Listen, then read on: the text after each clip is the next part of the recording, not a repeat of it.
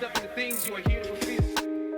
Whatever you choose for a career path, remember the struggles along the way are only meant to shape you for your purpose. Welcome to In Bloom. I am your host, Michaela Richmond, and this is a Pro-Humanity podcast.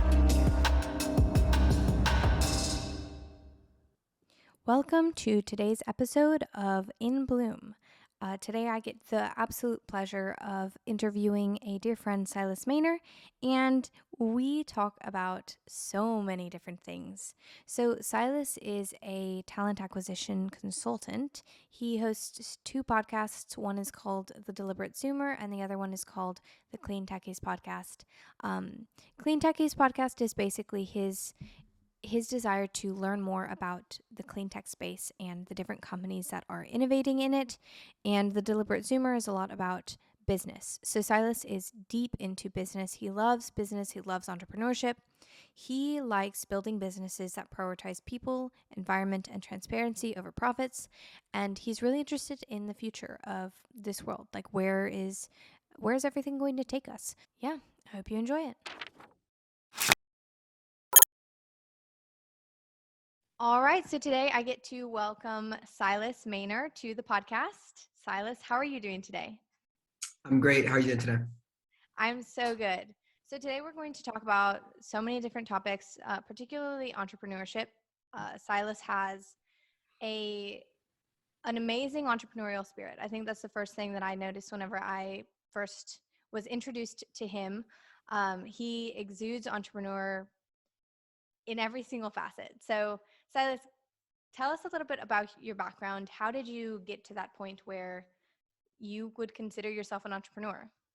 Yeah, so I think it's a tough one because there's not really, like, with all the things in life, you don't really have one inflection point per se that really is defining, but you recognize it when you look back, right? And you build the narrative. But I would say, from a very young age, I always wanted to own a business, right? My dad, he built cabinets. He's a carpenter in general. So I grew up working for him. And initially I was very interested in taking over his business, right? I was like, oh, I'm gonna take over the shop and it's gonna be great. Eventually I grew up a little bit and I was like, I don't know if I want to do that, but still wanted to own a business. So kind of just like tried to find my way in the world. And I would say probably around age like 18 and a half, 19, I kind of made a conscious decision like, hey, I want to own a business. I don't know what that exactly is going to be. I don't know exactly what it's going to take to do that. So I then started orienting my career searches always around, very loosely at the beginning. I'm much more intentional about it now. But I started searching around the skill sets I wanted to build, right? The first being, my godfather convinced me if I want to run a business, I'm going to need to learn how to sell. So I was like, all right, cool. I'll work for him. I worked for him doing insurance sales for a year and a half.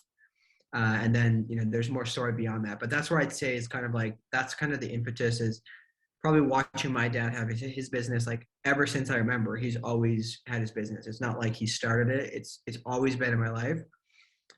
That's his lifestyle. He does things a little differently. It's not like, pure entrepreneurship is more of a lifestyle for him. And I think that's where we differ, because for me, I always wanted to build something bigger. And then after I learned from my godfather a number of things specifically about scaling businesses and what kind of businesses are scalable, then my mind started to like open up. But I'd say it was somewhere around that point where that kind of like mentality really, really took hold. No, that's awesome. I will go back and touch on the different types of scalable businesses because I think that is such a fascinating topic. But I want to do a little bit of a backtrack. So whenever I was doing my research, there were a couple of interesting points. So first, you were homeschooled. You grew up with, I believe, 8 kids. Y'all were? Mm-hmm. Yep, there's 8 of us. And how was that? Like, how was that in terms of your growth and just becoming who you are now? I mean, I would say it's a pretty big deal. So growing up, there was just 3 of us for a long time. I'm the oldest of 8 kids. We were all homeschooled. My mom is actually, she was educated to be a teacher and did teach for a while until the 3rd of us came along. But there was just 3 of us for a while because there was 5 years where mom and dad didn't have any more kids, and then Stefan came along. But I would say, I didn't really reflect on this as I was growing up, but it was always like, there's always a lot of things going on. I think new life in the family, like at a pretty regular pace, has always been like something of interest. Like it's something that like has just always been part of my life. And we live close to, not only am I the oldest of 8, my dad is the 6th of 8, and most of his siblings live within 15-minute drive. So we grew up surrounded by cousins. I think I have 44 first cousins or something like that on my dad's side. Wow. So there was just constantly, yeah, big family. So constantly like people having children and like just this kind of fresh life. So I'd say that probably is like one big thing, if I think about it now, that was like really made an impression on me. Just like freshness, new things happening all the time, constant life, right? The other thing I would say is that like this is more so now than before. Maybe it did drive me before, but it's really drives me now, is being the oldest of the kids. I'd say like one of my key motivators for why I want to do well and succeed at anything I do is actually to try to help my siblings, right? I want to help them to learn, to experience the world and learn the things that, I by chance learned, right? Like if it hadn't been for my mentors, my godfather, for example, the kind of worldview I'd have and the, I guess you could say, scope of the way I looked at the world would be much smaller, because, despite there's a lot of benefits of being homeschooled, there's a lot of things that we just didn't have, right? My dad's a little bit of a weirdo. We didn't have internet growing up pretty much for the most part. So we were homeschooled through this program where we literally had to type out and then print out and send to Virginia for our stuff to be graded, and mom would get it back and then grade it and check the grades and everything. So there's a lot of hassle. The only internet access we had was, occasionally we could go to my dad's business, or we go to the library, right? So it's like, that was a very different upbringing. And Which what I was think, that like? Like, how did that impact you, not having internet? Would you recommend it for other people? Do you not like it looking back? How was that? I think there has to be, I think the reason my dad had that was he was always very protective about us with the internet, and, kind of concerned, because we're a very religious family. And I think there's benefits to it in some respects, but there's a lot of downsides, right? Like, especially the things I've learned now, the new technologies with cryptocurrencies, Web3, all of these like crazy cool things that are happening. It's a very difficult thing. Like I personally will for sure have internet for my kids. Are going to be able to have access to that. Like it's going to be, measured. But the thing is, children's curiosity in general needs to be fed in a healthy way to help them pursue what they want and to deepen their interest, not to shut things down. And I think that, especially if, people, to try to get an advantage early on, it's very important for children to be able to learn those things, right? Imagine a 15-year-old gets an interest in let's say, an interesting technology like blockchain, right? And they learn how to make NFTs and like do coding, right? And maybe by the time they're 18, they're like a very proficient at building applications on the blockchain, and they don't even have to go to university. They can get a job for $80,000 a year and be providing for their family within without university. So it's like things like that I think are very beneficial that we don't have. And I see now from the perspective of, I guess you could consider, like, if I'm on the other side of the veil, I can see what my siblings are missing, right? They're like, they have some interests. They're just not like having the opportunity to pursue those interests. They don't even know, like, they don't get curious about like how things work, right? To us growing up, and this is something like, even to this day, I didn't realize until recently, is like the purpose of learning deep math, like algebra and calculus. Like I didn't understand the purpose of it until now. I finally realized, like, oh, engineers use that. Like there's so many applications for math, right?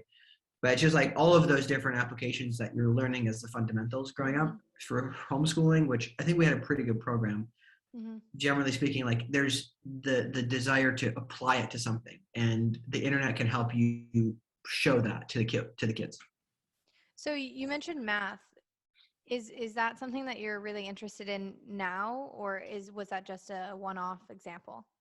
Now, this is a one-off example because it's something that I was always good at, like basic math and geometry and stuff like that, things that made sense to me. But when it came to algebra, like the principles, I was a year ahead in math, so that could have been part of the issue. Is like I Okay. just got to a point where it suddenly didn't make sense again.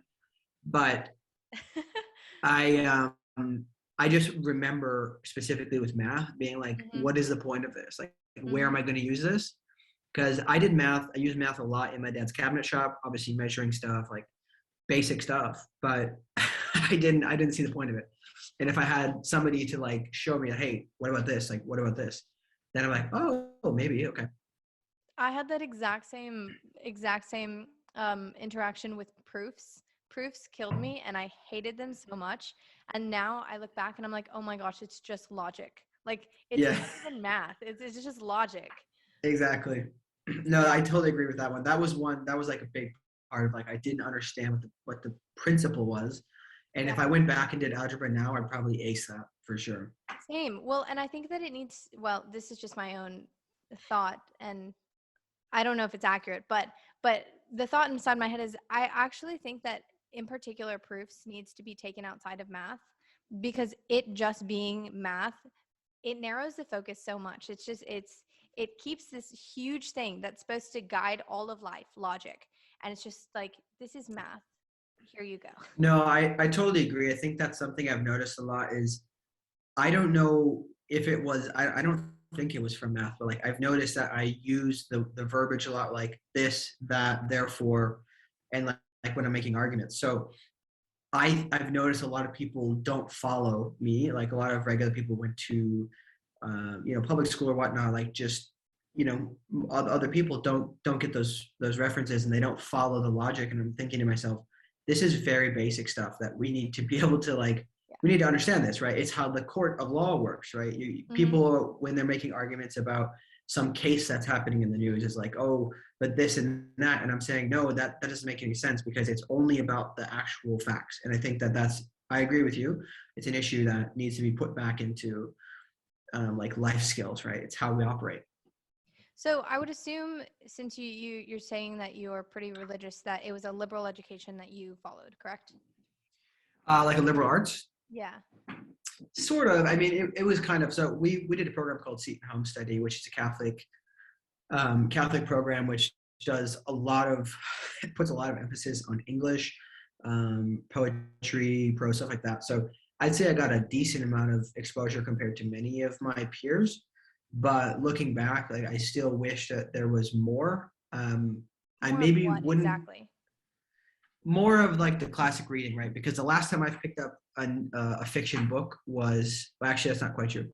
The last fiction book I've started reading was 1984, which I didn't finish because like I can't read fiction books anymore. It just gets really boring to me. I'm always about practical things. And I guess, if I look back, it would have been better if I had more exposure to some of these classics because I have a desire personally to know things, right? And to understand references, right? And when people are making references, especially it seems this is happening a lot right now, people are making references for these newer technologies to other books that would be seemingly irrelevant. But I'm thinking to myself, oh man, I don't know what that's about, right? I need to learn these things, right? So I guess it's part of just my personal desire to know things and to always know what's going on. I don't have all the context of history. So yeah, I'd say like to go back to your question, the schooling was relatively classical in nature, but I mean it wasn't like super high classical. It was a decent level for an average American, I'd say. Gotcha. Okay, so I have one question along that, but before I get to that question, what is a good book example that is highly referenced right now in line with certain technologies that people can check out if they want to? Yeah, so I was actually trying to come up with that book. I believe it is Ready Player One. I've heard referenced a lot of times in the blockchain and Web3 community. I think that's the one. And then again, I've never read it, so I actually don't know what it's about. I'm assuming it's fiction. Yeah, I can give a little explanation in a moment, but what other one? And then the other one is actually, it wasn't necessarily it was brought up because of the movie, but Dune. Apparently Dune has been brought up with some of like the principles. I don't know anything about, I haven't seen the movie or read the book, so I don't know exactly, but I'm thinking to myself, oh man, I wish I read this thing, you know? Yeah, no, for sure. There's another book that I was talking to my dad about, and it is how they got the word. And I believe, I don't, I'll fact check myself on this later, but I believe that it's how they got the name Meta. So there's a cool book Okay. that references that, and it's about that whole world. So that's fun. Anyways, Ready Player One is basically about I don't, how much of it do you know? None of it. Okay, so basically, it's a really cool and interesting book. I both read it and watched the movie, but the book is basically like if we were put into a world where the only thing that mattered was Web3. Like, it's so easy to escape your own reality that so many people do it so often. And what ended up happening was the society outside just deteriorated like crazy. And then Mm, obviously, then you have these monopolies of big businesses and people that want to take over Web3, like, of course. It's mm, a really fascinating thing, and I believe people are probably mentioning it a lot because it's it's very scary, kind of, because there's mm. so much potential foresight in it. And yeah, so I would definitely check that out if you wanted, if you wanted. I do plan to read it. I'm reading 52 books this year, so I'll get to it this year. One per week. Yeah, one per week essentially. There's some books that are like harder to read, so I'm reading them over a course of a Mm. month, and then listening to the short books because I listen and read books. How, like, what is your process, and how are you going to go about making sure that you read those 52 books? I guess determination and a little bit of scheduling. So I've got a schedule for my project for all of my like targets and projects for the whole year. I've got every week listed out with essentially a checkbox if I did the required step that week, right? So like I look over the next couple of weeks. I'm like, okay, I'm gonna read this book. I'm gonna read this book. Some of them I don't plan. Like I just finished Never Split the Difference by Chris Voss. Really, really good book. And I only picked it up because I saw somebody mention it in the Slack channel Praxis. And I was like, oh, I'm going to check that out. And it was great. So I just put it on. I get most of my books on Audible and I'm looking at it. I listen at 2.5 speed most of the time. So I'm like, okay, it's going to take this many hours. This is how many hours I need to listen per day. So I just kind of break it down. Dang, I like it. I actually want to go back to the homeschool. I would love to hear your take on what the future of education could look like, because with that classical education framework in mind, what do you think that has to offer, and what could be improved on? Yeah, I mean, there's a lot of things that could be changed. And I think that the general idea here needs to be that not everybody's the same, right? I think I really, really respect the general idea that Elon Musk talks about with letting kids tinker with things and figure out how to solve problems, because I think that solving problems is probably the most fundamental thing that we can learn how to do as children. Um, I would say things that I envision the future having, obviously it's like more real than ever now, is I don't know how it would be structured, but kind of co-ops where there's a hybrid of learning with most people being homeschooled, like quote unquote homeschooled, but going in to a shared resource building, right? I at one point had this idea. This was actually a couple years ago. I was thinking, what if the school districts in this one city all consolidated their funds, built one very nice facility, and then invested in public transport to get people to and from the schools, but they could be at home most of the time, have good internet access, be at home most of the time, be with their parents, because I think my belief is that this is an underlying issue that we have in society, is that parents in general have abdicated the responsibility of educating their children and given it to other people because of laziness or career chasing. It's probably many reasons. And I think that needs to come back into the home a little bit more to help strengthen, because I think the families are extremely important to a strong society. So I think that in a perfect world, I would love to see where kids are at home a good majority of the time with parents, and especially with remote work, it's now possible. But then they can easily go in for things like science class, right? There's like these things can't be done at home, or sports, or whatever it might be, and they can easily get the exposure with other people. I think another downfall, again, not having experienced it, I don't know if I'm speaking out of turn. I think another downfall of the public school systems is and this is a principle I have in general, is when you're surrounded by only people your age, you only learn how to talk to people your age, essentially. And on top of that, you also are typically going to turn out like the 5 people you hang out most with, right? So 100 people that you hang out with most with in your school are, a certain average. You're going to have an average, right? Maybe somebody could be a really high performer, but they're just, with the social pressure, dragged to be lower. And I think that that's a big issue, right? I think that that is something that we need to try to constantly like raise the average and get people to spend time with these other other individuals. Not to leave anybody behind, but I think that it needs to be structured in a way that even the people at the lower end can like be pushed harder to get to the top end, right? One thing I was going to comment on there, the reason I've noticed this inability to speak with other people outside of your peer group is, for me, since I grew up working in my dad's shop, ever since I was like 8 or 10, I was talking to customers, right? These people were 40 to 60 years old, right? Just always talking to adults. I also have, of course, my cousins and my siblings, right? And then people at church. So I talk to people in both groups. And people have commented to me on that a lot especially when I was younger, when it mattered. It doesn't matter as much now that I'm a little older, but people were like, wow, like you do not seem, you don't seem 18, 19, whatever, because I felt comfortable talking to people at the higher level. And I think that that's actually a really good skill set, because to me, it's helped me a lot. And I think that we should try to develop that more for people in high school. I also think that another general trend that should be is that high school should be adequate education. You should not have to go to anything additional after that, like other than your own individual learning path. You should very easily be able to enter the workforce, provide for your family, without having to go do some additional program or university, right? I think those are some of the big trends I think are happening. And then if you want to talk about universities, I think that I do have a strong belief that it's very quickly shifting for average university, like Praxis is an example, like just a kind of a general education, launching careers. That's already happening, but I think it'll even go as far as penetrating the engineering market, right? I think that a lot of engineers are going to be like, why should I spend 4 years doing this when all I want to do is electrical engineering?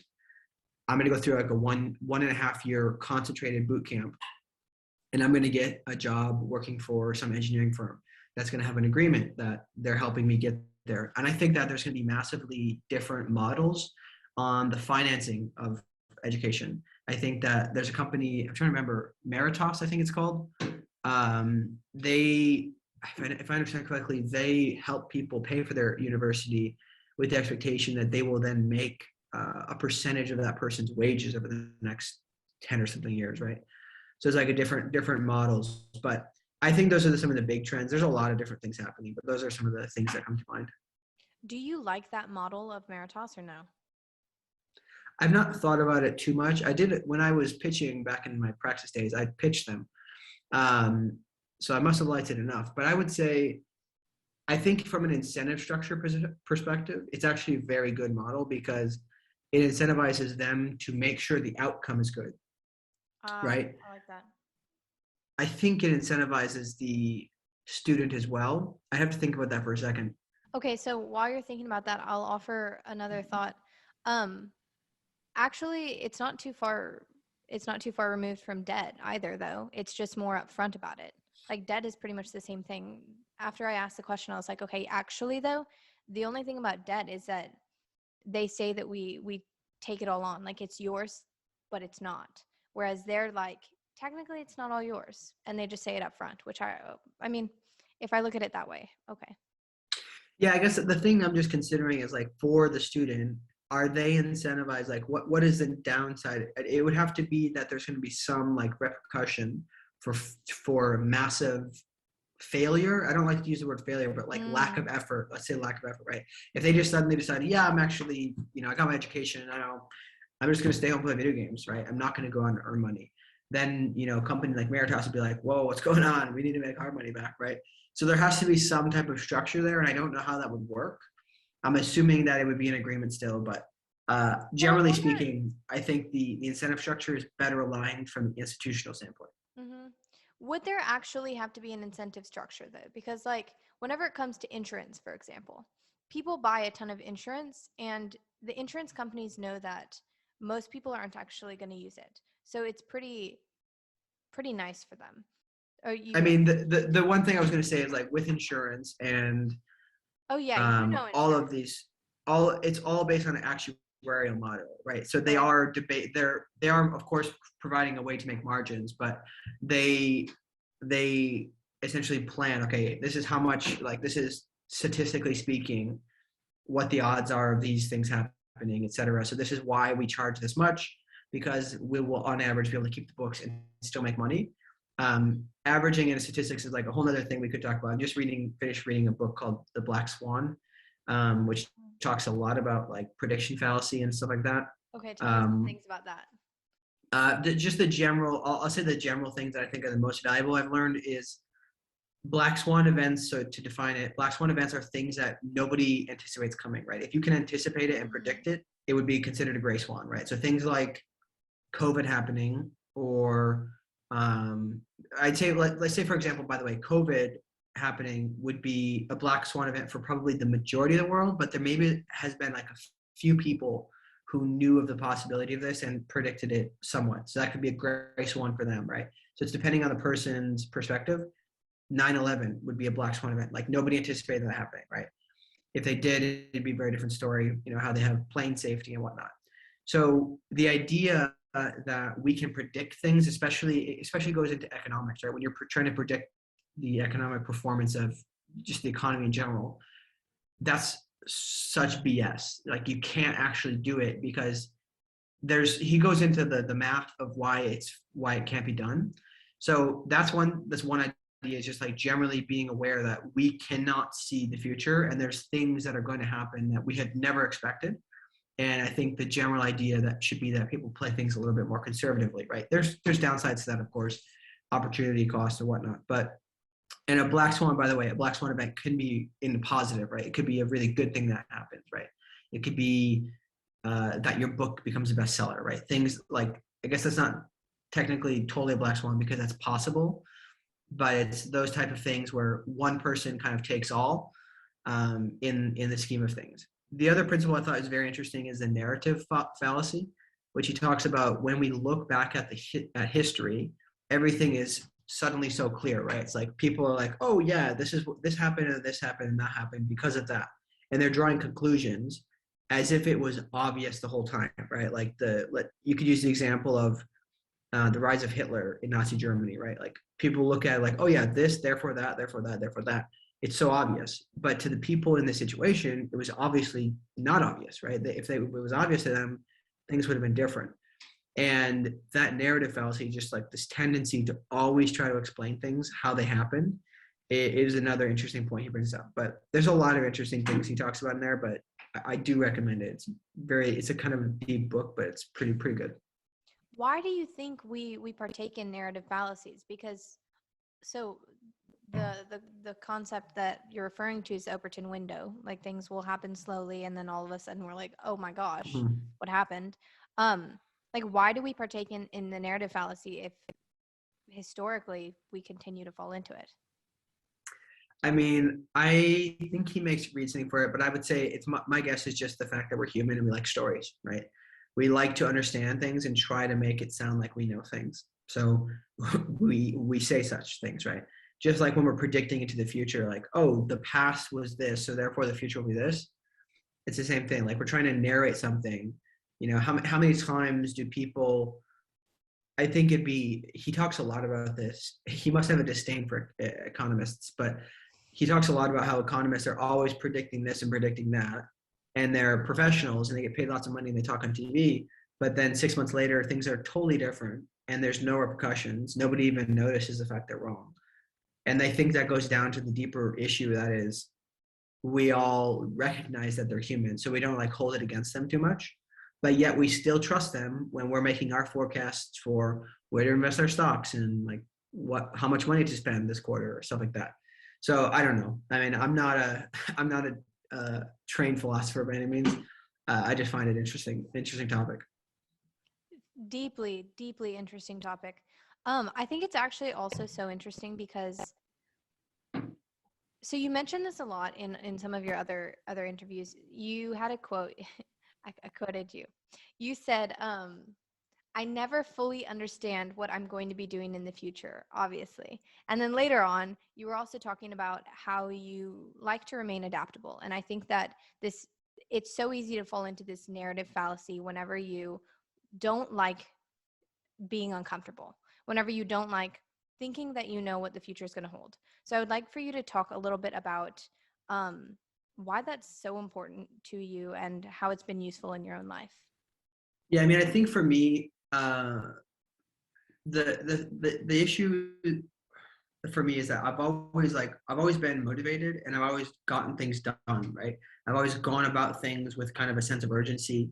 I was recognizing this. I was visiting my parents over the holidays and talking to one of my next brother down, and he's now 14, and he's like, yeah, when you were here, I still never saw you, right? Because I was always doing things. Like, I was just working, doing school, and helping out with the house.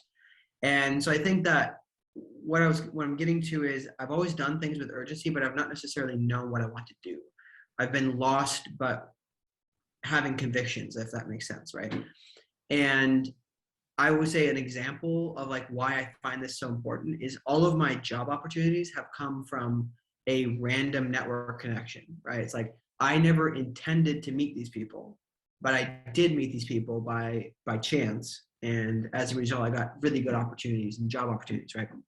My first one would be after I left my insurance career. So my insurance career is the one exception. I already knew my godfather, but he, of course, came up to me and asked me this question, right? I didn't go to his house to hang out with him and say, hey, I want a job, blah, blah, blah. I had no idea that these things were happening, and he just brought it to me. So I was like, oh, sure, I'll try it. I could have stuck with my original plan, which was like, oh, I'm going to try to go to that community college for a couple of years and maybe get a degree that I can build houses and start my small business. Mm-hmm. But I followed that. The next one was after I left my insurance career, shortly towards the end of my insurance career, I was starting to go to a lot more networking events. And I think I started to recognize just like the interesting things that would happen when you bump into somebody, you know nothing about that person. But if you just talk long enough, there's a likelihood you're going to find something that's super interesting that aligns with something you're looking for or you're working on, right? And this happened with one of the people who's now my mentor, one of my mentors, who I was introduced by somebody I already knew through a pro-life group. He introduced me to this guy, Alfred. And apparently I impressed Alfred. It happened to be a day where I was wearing a very nice suit. So he was like, oh, who's this 19-year-old wearing a nice thing in Wausau?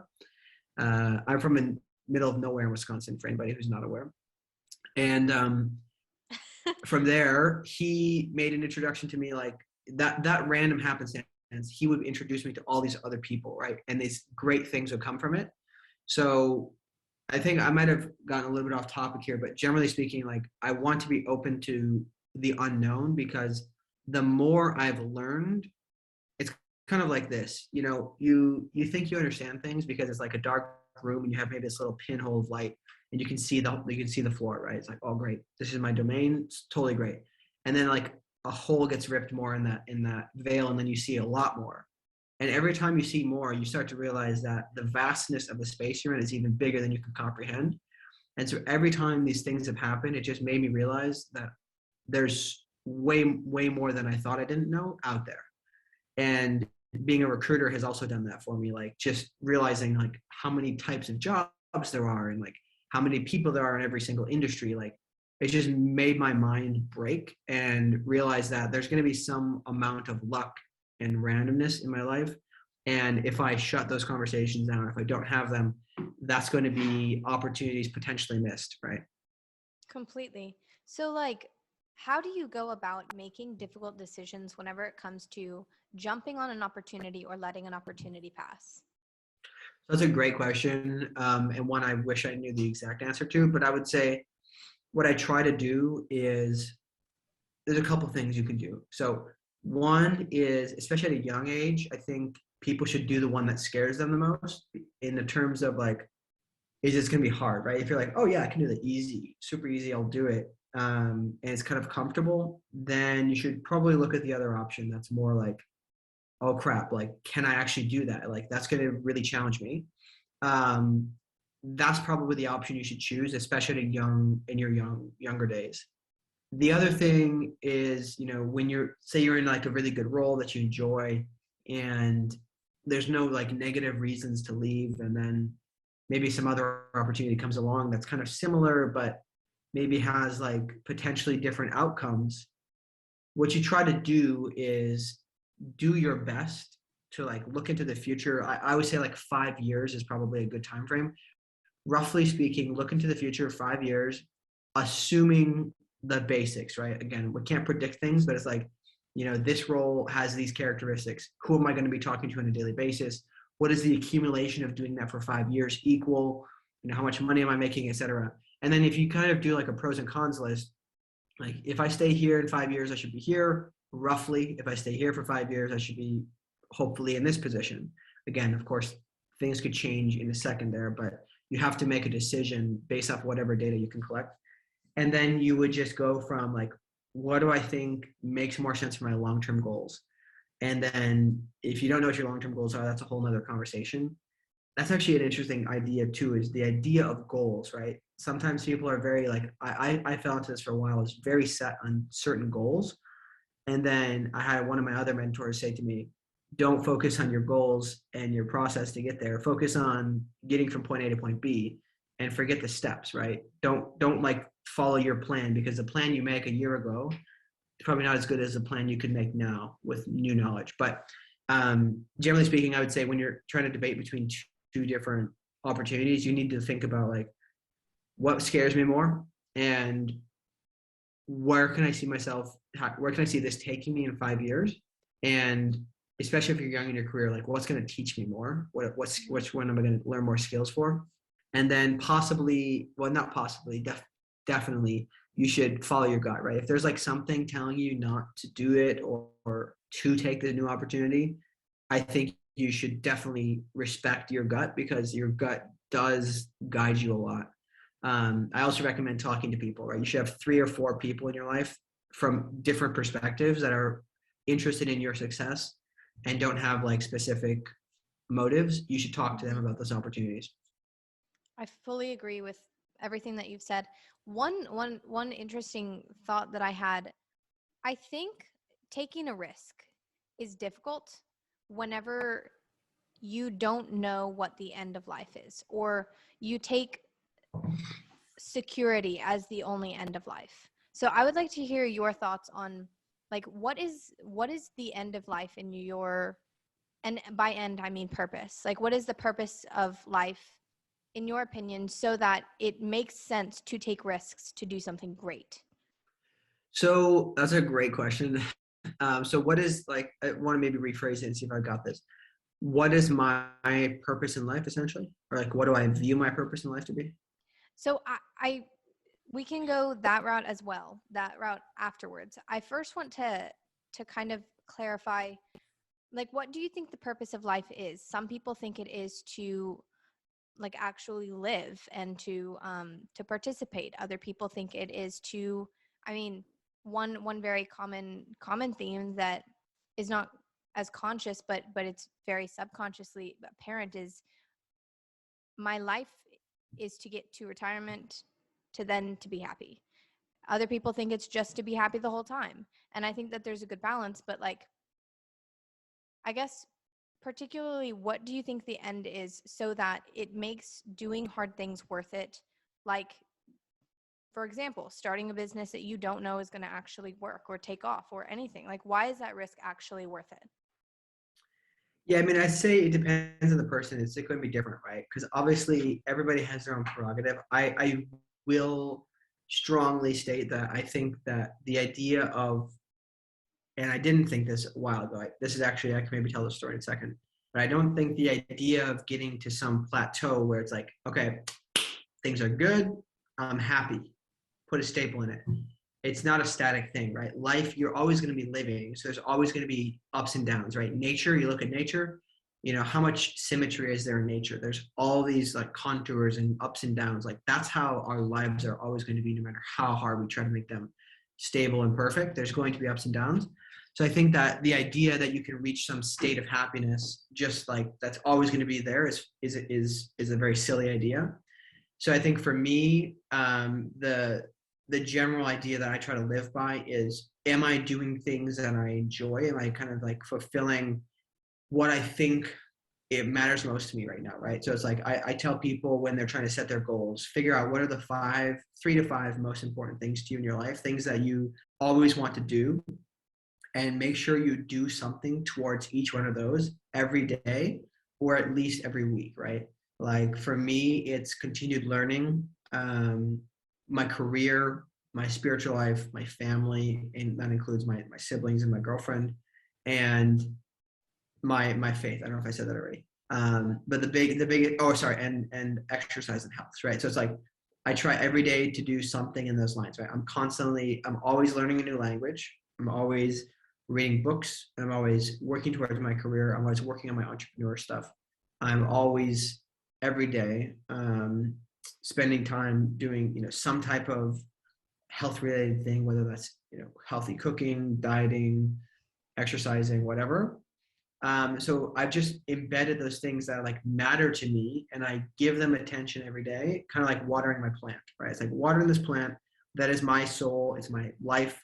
And therefore, like if I've logically thought out this process, right? It's like, this is what I do. This is what I want to do. It's what matters to me. So I'm going to do it every day. And if I'm doing that every day, why wouldn't I be happy? Right. And I'd say it's worked pretty well for me. Like I've had very, very few days of like depression over the past 3 years because of it, because I've like really, really focused on doing something in those domains every day. To get the idea of, to me, the idea of retirement is a really silly one. If you want to enjoy life, just get a job that you work less throughout the rest of your life, and like maybe don't retire as early. Maybe just work less and work longer, or like figure out the balance, because I have this issue with the idea of retirement, mainly because people die early because of it, right? They lose purpose.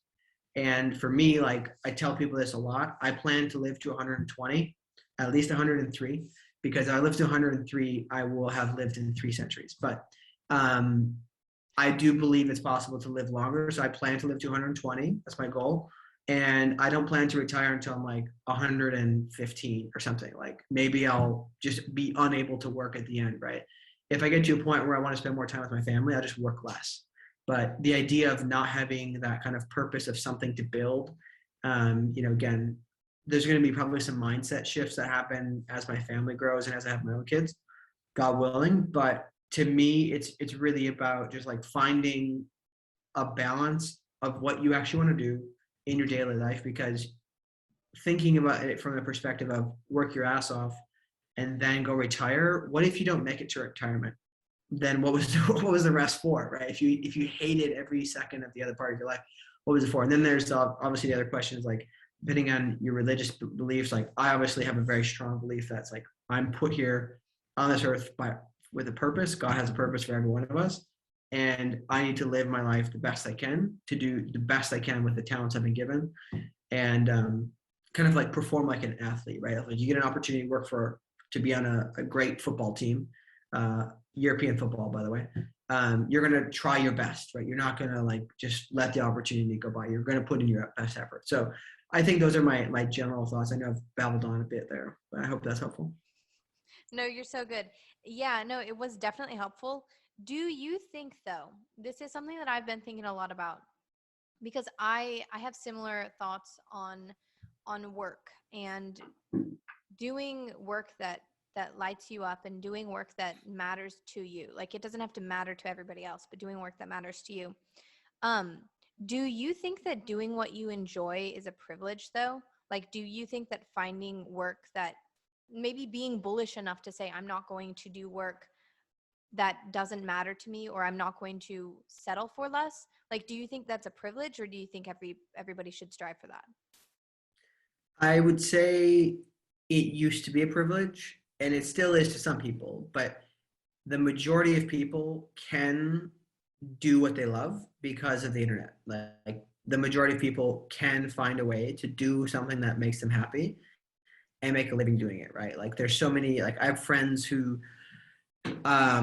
want to are producing music, or at least they're trying to, right? Some of them are actually decent at it.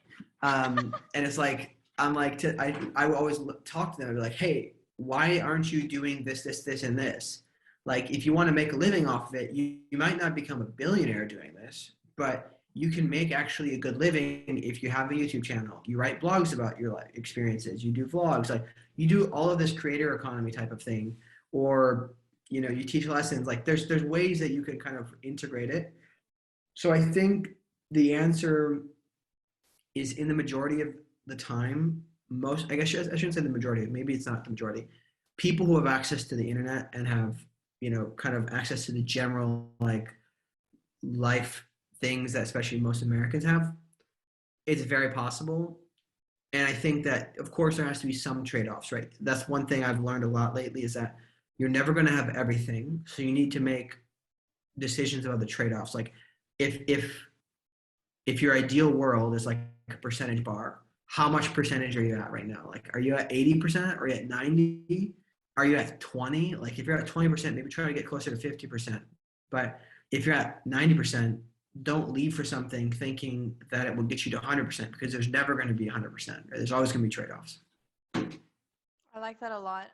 In my interview with Gabriel Mitchell, we talked a lot about how, so he does not believe in a God, and we covered that. But the funny thing is that he believes that there is a sort of a give and take. Like, if you make certain decisions that are in line with certain things, then you'll get certain results. And if you make bad decisions, or decisions that are against certain things, like he was explaining freedom, if you make decisions away from freedom, most of the time you have bad results anyways. So you might as well make decisions with freedom. So it's kind of along the same lines of what you were just saying, of there's always a trade-off, which is so interesting.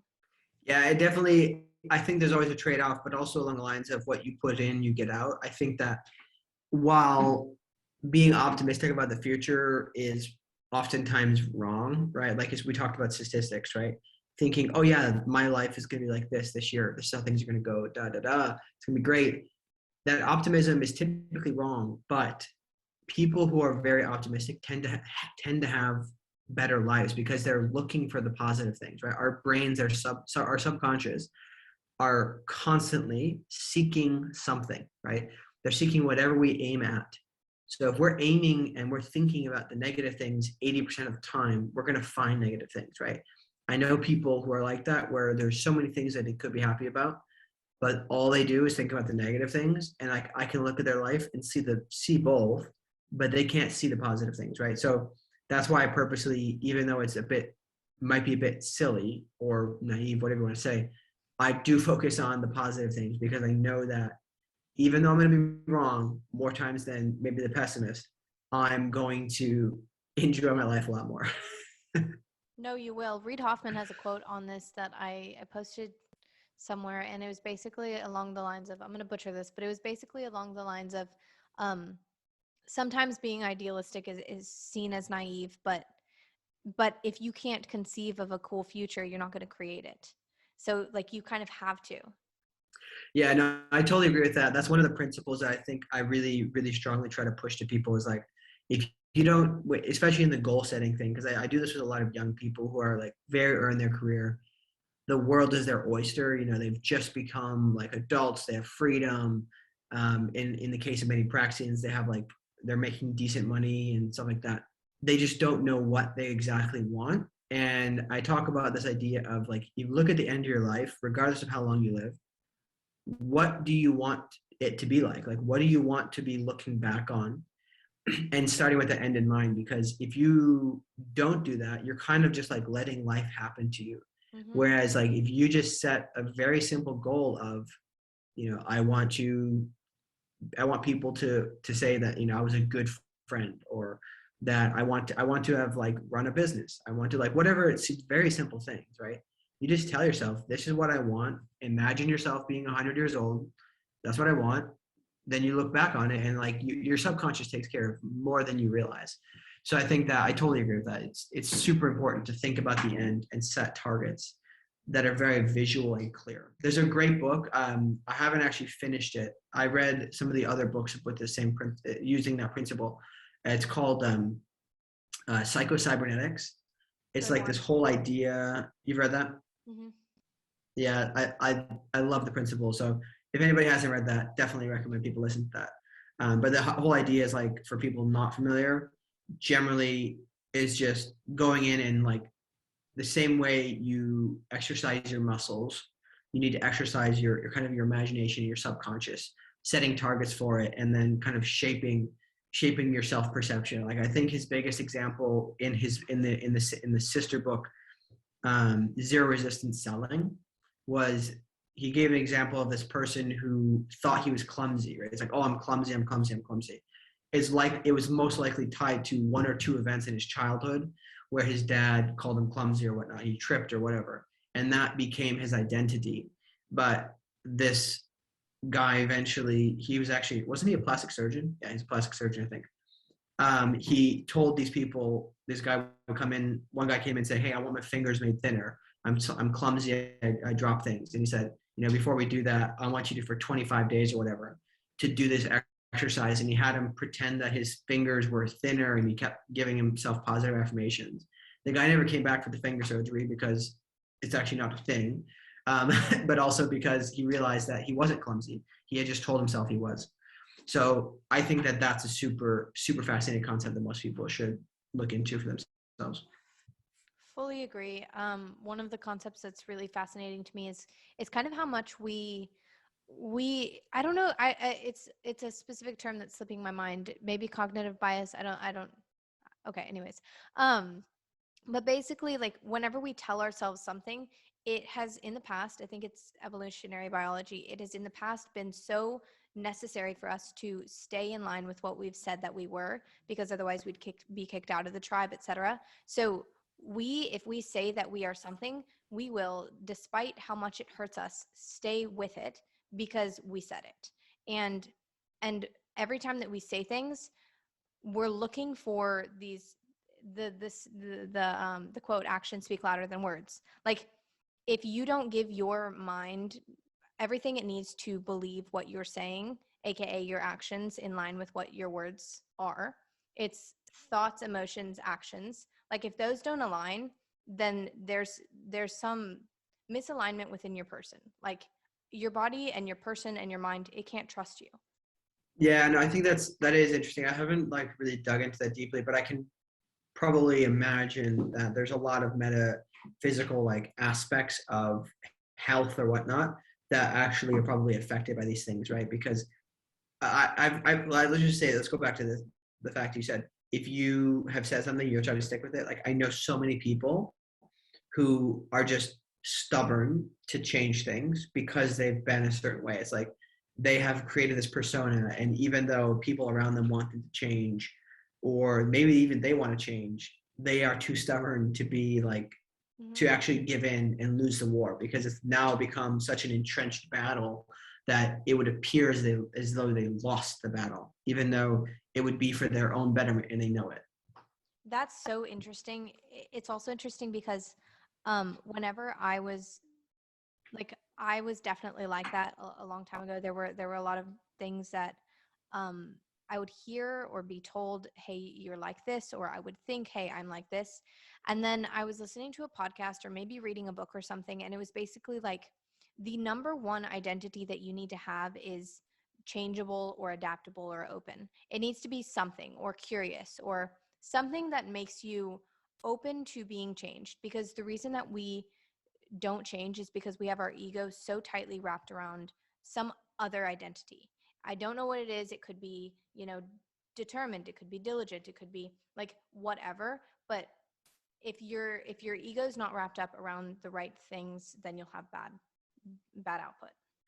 Yeah, no, that the idea of changeability is super interesting to me, because I grew up obviously in like, this is like part of my big story when I talk about my climate tech journey, my climate like related journey, is how I was raised in like red state, rural area. People did not believe in climate change, etc. And there's also like a lot of views that the world holds, right, out there. And I grew up with those views, believing those things, like just taking them kind of like, the way you take something that your science teacher teaches you when you're in middle school, right? Like you just believe it. And then moving to New York City, like polar opposite, essentially, Yeah. getting friends on, I hate saying this, but like on the other side of the aisle, like on a different, basically on the other side of the spectrum in terms of beliefs. And then you start to talk to them and you're like, oh, well, actually, you have very reasonable reasons for thinking and believing those things, right?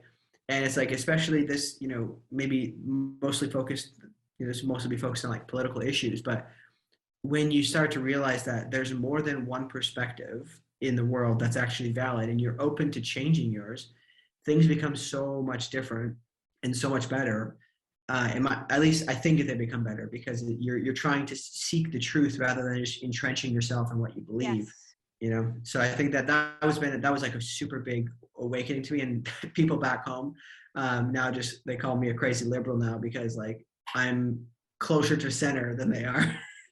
So it's just like it's been an interesting experience. No, that's really, it's funny. It's funny because there are definitely some topics that I swing more to one side and definitely more topics that I swing more to the other side. But the problem is these sides. Like I have such a big problem with this because I don't give a crap about sides. Like I'm just like, my favorite thing would just be, hey guys, we actually want to know what is true.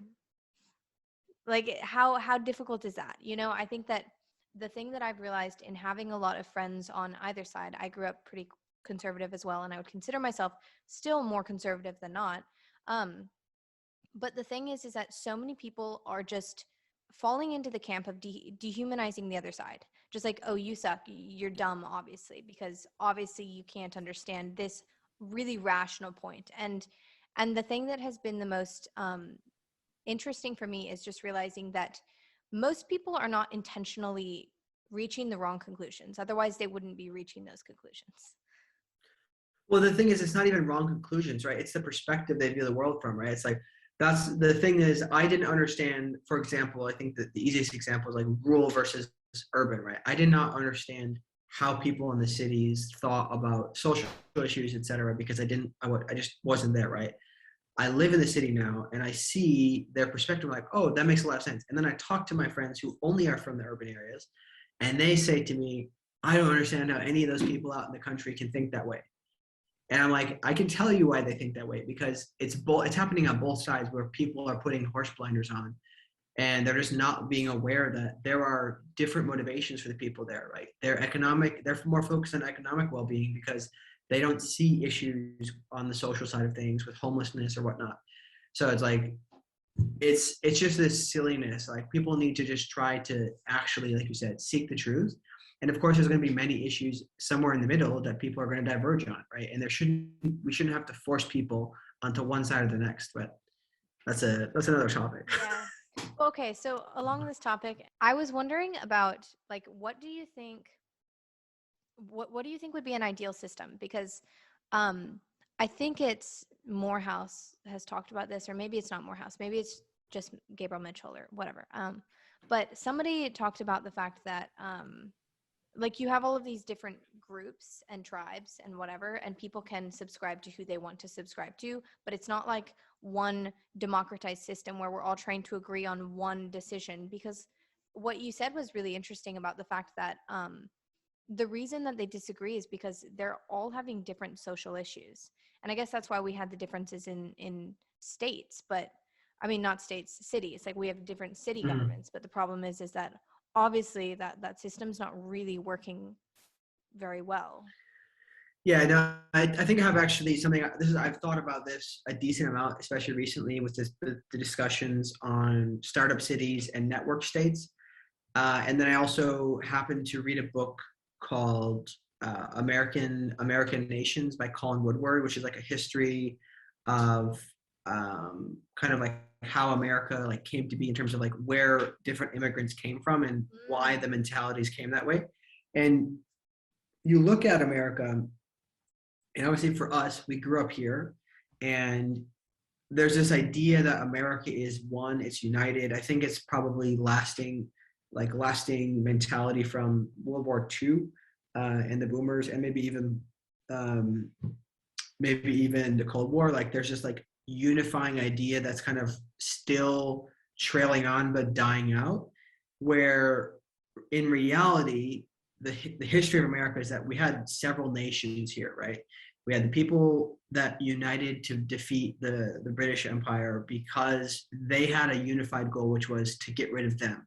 They didn't actually want to be teaming up. Like, they were fighting their hats off before they united up against the British government. But then we all got stuck together and then became one thing, right? The whole idea was that it was supposed to be states because everybody's different, right? And you really look at it, his conclusion is that there's about 11 countries in the US, which includes very oddly shaped regions about where people tended to live from different mentalities, and how the evolution of those societies as a whole has come to be. And right now, we have put all of them into one bucket, and because we've gone further and further away from the idea that states are individuals, or they have their sovereignty, it's become more and more that the federal government is kind of like bringing things as a singular body, rather than every state having their own things, every county having their own things. It's creating this thing happens a lot when, like, they redraw territories after World War II, for example, World War One. You try to put two different cultures together, two different ideologies, and try to make them be unified and be one. It just doesn't work, right? There's civil war happens and people break out, or countries divide again, right? You look at, I forget, I think, is it North and South Sudan as an example, right? Like, very different. Like, it was all Sudan at one point, and they had to divide because it's different mentalities, right? After World War One, there was a bunch of civil wars that happened after Wilson redrew the lines in a really stupid way. Like, people who are, again, like, this goes beyond just race, right? These people are all Eastern European, but their cultures were different, and they said screw you to each other, and they fought again.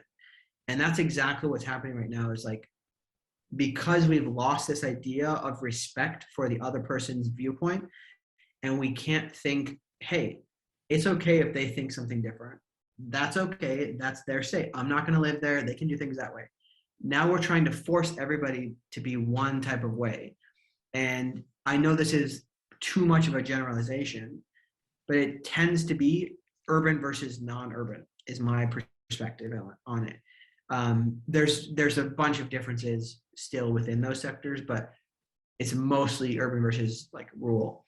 And I think that in an ideal system, I don't think there is such thing as an ideal system. I think we talked about this in Slack today. I think all governments suck, but the ideal-ish system would, I think, be getting things as small as possible while still maintaining, so getting countries or governments, or however you want to say, as small as possible while still maintaining enough infrastructure to protect yourself as a nation, whether that's your nukes or whatever it is. Like, you have to have enough geopolitical power. So maybe the ideal world is where, or the ideal America, let's just talk about America, because I don't know enough to talk about the whole world. The ideal America might be where there's, I don't know, 100 states or something, maybe 200 states, who knows, right? Maybe 300, could be lots of small city states or whatnot.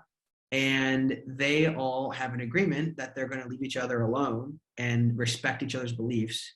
Maybe there's several cities that have similar, like, almost identical mentalities, right? Maybe they actually combine, and they're not connected, but they combine in terms of, like, resources and stuff like that. I don't know. But I think that there has to be, or there will be at least, this decentralization, whether it's through war, which I don't think, I mean, it could happen for sure. It's happened before, but I think it'll more likely in this age happen through Web3 and DAOs and network states / startup cities starting and just taking back power, right? There's going to be places like Florida, where they're considered to be like the free state or whatever. They're going to, try doing network states where people have to be part of the state. They have to, like, buy into, kind of like a subscription service, almost, like, to be part of that state. Instead of paying taxes, you pay a subscription. And there's, like, things that go along with that, right? You have to, you're going to believe these things if you want to be in this region or this county or whatnot. And like, this is like the way we do things. And if you don't like it, you're not going to go there. You're going to go to a different one. Right. And I think that that's what's going to happen. And I do think that what will happen is the states will become more broken up. I think a really quick fix, it wouldn't be quick at all, but like a relatively easy fix would be to make all cities, make them their own city states, because you look at examples of New York City and Chicago, for example, and they drain the resources of the rest of the state, right? Leaving the upstate area, upstate New York, just in disarray. Like, there's some good touristy areas that have enough tax income, but really like the rest of the state is neglected because there's so much of the tax money goes into New York. And as a result, like, of the taxes, the crazy taxes in New York, the whole state suffers, because now you're not getting big industries or manufacturers going up in upstate because the workers have to pay higher taxes, et cetera. Same thing with Chicago. Illinois is a dump. All the money, apologies to anybody who lives in Illinois. Illinois is a dump aside from Chicago, which is kind of a dump too. There's also a rivalry, of course, between New York and Chicago. And I have friends who live in like south of Chicago, about 2 hours south of the city. And it's like, it's crappy because all they're doing is taking the resources and putting them into Chicago with all these bureaucrats and everything. And the city governments are not incentivized to make things self-sustaining. So if they were incentivized, like, this is how much land we have, these are the resources we're given, we need to make it work, the innovation would just skyrocket, in my opinion, in my guesstimation. And it would result in a lot better like responsibility and then probably respect between the cities. I think that also when it comes to voting, like if we kept the same voting system we have, which I don't think will last too much longer, then the people would have, like, the city would get their votes, right? They would get what they want, and then the rural areas could get what they want. So I think that that's just like some examples.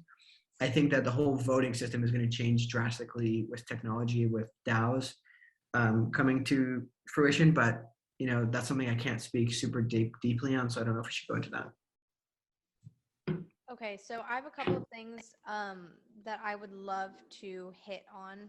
The voting with the DAOs is cool, but I don't know enough about that to ask good questions. Okay, so first off, I have some questions whenever it comes to having those small groups. I was talking to my dad about this the other day, and I don't understand how we're not going to still have group identity. Like, wouldn't you still have group identity just on a smaller scale? And if you have to have these subscription states, I mean, but whenever you said it was subscription states versus taxes, not opposed to that. But how do you fit all of that into decentralization is the first one. How do you fit subscription states into decentralization? Like, who is the centralized authority that is taking the subscriptions is one question. And then second question is the group identity question. How do we have groups without, I guess a better reframe would be, in my opinion, the biggest identity that matters is humanity. Like along every single border, we are all humans. And so that should be of the utmost importance. We all want to survive. We all want to live our lives. All right, great. Now that we've gotten that, then we can go into these, secondary topics. But how do you think that we keep that as the top, but also have these other smaller things? Because I think that that's the only way in my mind that I see any sort of groups working, is if we reframe the identity. So I think a couple things. So in terms of, I think they play together, by the way, the states, in terms of, how they manage that and how it's collected, et cetera, that would all be through a DAO, right? That's all going to happen through the decentralized, decentralized something organization. I don't actually know what the acronym stands for, but it'd all be through a DAO. And that would allow everybody who basically comes there, right? The reason they can go into the state is because they buy into the DAO. Therefore, they have their voting rights. They have the ability to be penalized if they break the laws or whatnot, right? It's like it can even change the landscape of law enforcement, for example, right? So that's how that would work. And then in terms of like keeping, while having different groups and still keeping humanity top of mind. I think that the underlying issue here is that the whole principle behind all of this is giving as much sovereignty back to individuals, right? You look at, I happen to be listening to this book right now called The Company, and it's going through the history of corporations, like how corporation became a thing. And they talk about way back, obviously something I never thought about, it's obvious, but you never think about it, is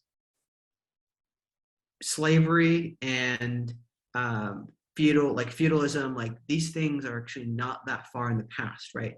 The amount that we've gone from people being separated from like the royalty, as like the royalty controlled literally everything, right? They had everything. It was essentially communism, like it was a command economy, but that's not too far in the past, right? We're getting to this point where we've very, very quickly gone from, we're underneath lords or, barons or whatever, eventually getting to the creation of the company, which gave a lot of equality to a lot of people. Some people got super rich out of it. Some people got out of poverty or whatnot, especially in America. I think there's a lot of great examples of that. And this, I think, is the next step, which is giving even more power back to the individuals, or not back to, but like getting it for the first time, essentially, is this sovereignty, right? Where everybody has the optionality to leave. Like they can leave their network state, they can go to something. They have the power to vote. They can, if they want to, they can self-bank. Like there's so many principles all encompassed in this blockchain and Web3 and technology, all of these together. The whole principle is that it's giving more power to the individual and less to the government, right? You look at the history, for example, of kind of the race to the bottom. I think they talked about this when it came to, in the US, this was in the Company book, the race to the bottom from states to give limited liability to companies, right? So it started with Delaware. Sorry, I don't know if it's Delaware, New Jersey.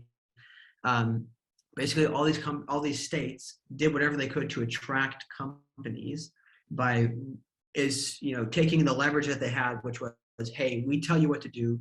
You have to get a charter from us, blah, blah, blah. And then in order to attract people, they kept like chipping it down until capitalism essentially succeeded, or free markets, how you'd say it. And they went all the way to the bottom, right? So everybody has access to the LLC or whatnot. Everybody has access to limited liability. And I think that that's going to happen. It's happening with governments right now, right? You're looking at some governments adopting cryptocurrency or buying Bitcoin, for example, and making laws promoting these things, right? You look at the exodus from China when they put restrictions on Bitcoin, people went everywhere else, right? They just lost it. And that's something that they lost out on. As a result, it's going back to other places, right? So the race is now going to be to keep people in their countries, right? Because now they're not hurting people around. Wars are still happening, of course, but like less so than they used to be probably 300 to 500 years ago. So people have the ability to be autonomous, to move around. So I think that things like citizenship is going to be drastically changed. It's going to be much easier to get citizenship most places. I think that the governments are going to do whatever they can to attract people, or at least the majority of governments eventually will get to this point, because it'll be a few at first. And then as people start to flee, like you look at a smaller example, like you look at California, maybe not California as a whole, San Francisco, let's look at. People are just getting out of there because they had all these like privileged ideas about society, etc., and just crazy stuff that they thought was great, and now people are leaving. So now they're realizing it, and they're trying to like race to fix it to get people to come back, which I think they're going to lose that battle. San Francisco is obviously going to become a relic, and it will become, it's a place that will become a touristy place eventually, because it'll be like, hey, here's where once Great Silicon Valley was, and it would be very different. But the same idea is happening on a country scale, right? People are going to go where they're allowed to have cryptocurrencies. They're going to go where they're allowed to do these things. And obviously, again, totally understand, not everybody has access to do that, but it's more easy than ever to do that. And countries are making it easy. Like you look at where I am right now, Lisbon is doing things and kind of racing to the bottom faster than the rest of Europe to allow people to come here, work remotely, get citizenship or residency super easily. making the barriers for entry as low as possible to attract people. And it's going to be a race to the bottom for a lot of those things and on the global scale, because the countries that don't do it will lose. There's going to be countries, I think that the US is in this predicament where we have strength and a lot of other things going for us. So we won't have to be as conscious of it, or at least they're not going to be as conscious of it until it's getting like kind of like to the breaking point, almost like San Francisco, where it's like almost too late. I have hope that people in the government will start to recognize and like make policies to adopt these things faster, but I don't know. Like, I'm not holding my breath on that one. But I think that that's the general idea, is like to give it back to making sure that humanity is actually elevated. We need to give more power to individuals and take it away from the government, essentially, in a peaceful way as much as possible. So I don't know, like, if that answers your question. I think that the general idea of these people being in their bubbles or whatnot, even though it might seem like, hey, we're dividing ourselves up, it's actually, I think it will actually contribute. I don't know, it's hard to predict that one. I think it will contribute more to people respecting each other and humanity being elevated. I hope, at least. I like that idea. I love everything that you propose. I guess to play devil's advocate,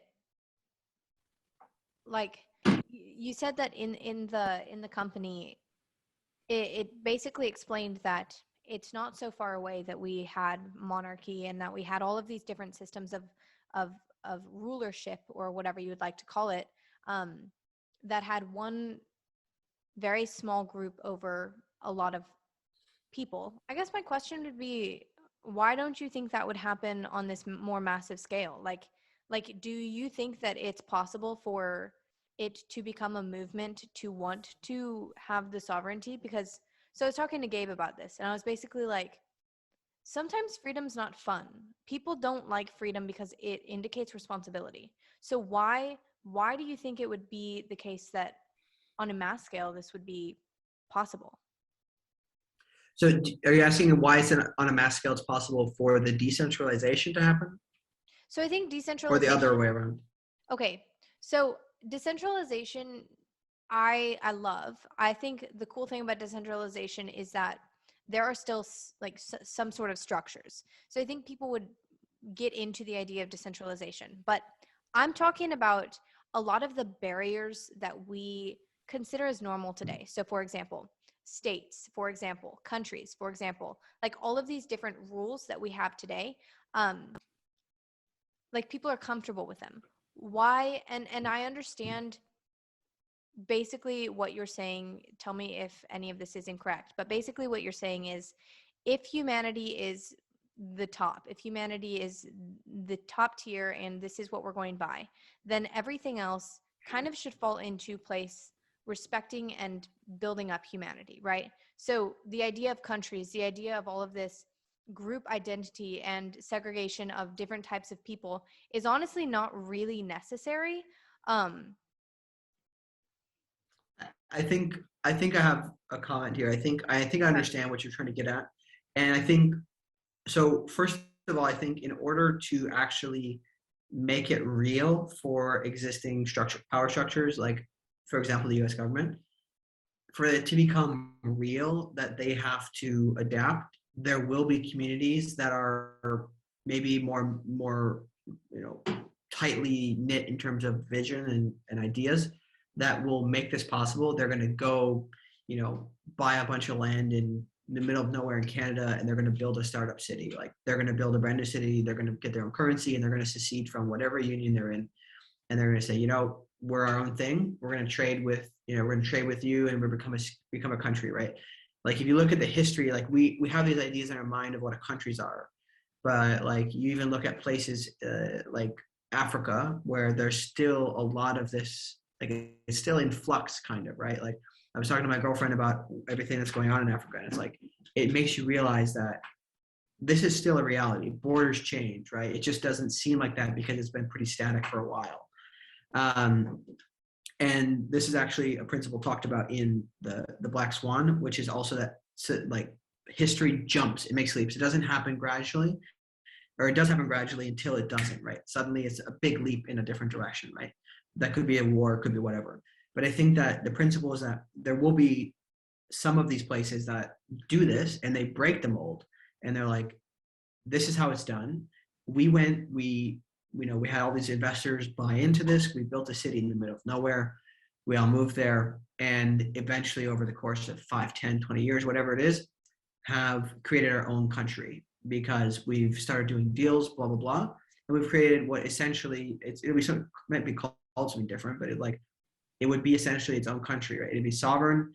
It'd be trading with different things. And there's nothing that they can do about it because it's possible that the government decides that, hey, we're going to actually go bulldoze your city and we're going to attack you. But you could look at the situations like countries like Singapore, a city state that's very powerful, has, to my knowledge, very little military, if any, but they have enough influence that they've made trade deals with other countries that protect them and stuff like that.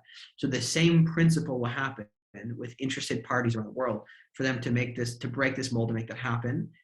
Once it breaks, it's like the adoption curve, right? Eventually other people start to do it. Just the same way that only a few countries are really adopting Bitcoin and stuff like that. It will happen en masse more. Maybe not everybody. I think I agree with Balaji on this one. Balaji, love. I love that guy. He's Everything so he smart. tweets is literal gold. But his idea is that it's not going to be full adoption. Like there's always going to be some coexisting between the old and the new. But then to go back to, sorry, I think I forgot the other part of the question, which was to elevate humanity. Oh, sorry, you talked about people being comfortable, right? Obviously, people are comfortable right now, and there's going to be some people who are comfortable, but there's going to be people who are uncomfortable, and those people are going to be the ones who go to those new places. They're going to be the ones who are currently pushing for change to make things better. But when they leave those other places, they're not going to be there pushing for change anymore. And then eventually more people will become disenchanted with it, right? Like, I think I just happened to see Mitchell tweeted about this. He said he reread 1984, and obviously I didn't finish it, but I know the principle. And he said, summarizing this, that eventually society gets to a point where people are they're afraid to break out, or they're afraid to the pressure of being the same and thinking the same thoughts is there. But you look at the main character, and he's now thinking outside of it, right? And that happens. A few people are that way, and then eventually they find more of them that like themselves, and it's like a movement, right? And eventually people move and they go out. So that's what will happen with people being comfortable. Half of the fact is they're probably comfortable because they don't know, they're not aware of these things. Once it becomes more understandable, more adoptable, that you can just very easily, just like you can now have email, in 20 seconds you can set up an email account. You'll be able to have access to these other technologies in the blockchain and everything, and it'll be understandable and comprehensible to average people, rather than just the 1% of, even lower than 1% of people who actually really understand how blockchain works. So I think that that's how it's going to happen, that mass adoption will happen. And again, maybe it won't be everybody, right? There's maybe some people who stay in the old ways, and they're fine with paying their taxes. They're fine with doing things the way they want to do it, the way they're comfortable with. But there will be a good number of them that, when presented the option, will leave unless they're forced to stay. In the case of look at Soviet Russia, right? Keeping people in Berlin, for example. So I think that we'll see very different models in the future, is my guess. This is so interesting to me. This is actually my absolute favorite topic because I love thinking about a good future, because so many people are so pessimistic about what a potential future could look like, just because I think they're limiting themselves to what they can conceive.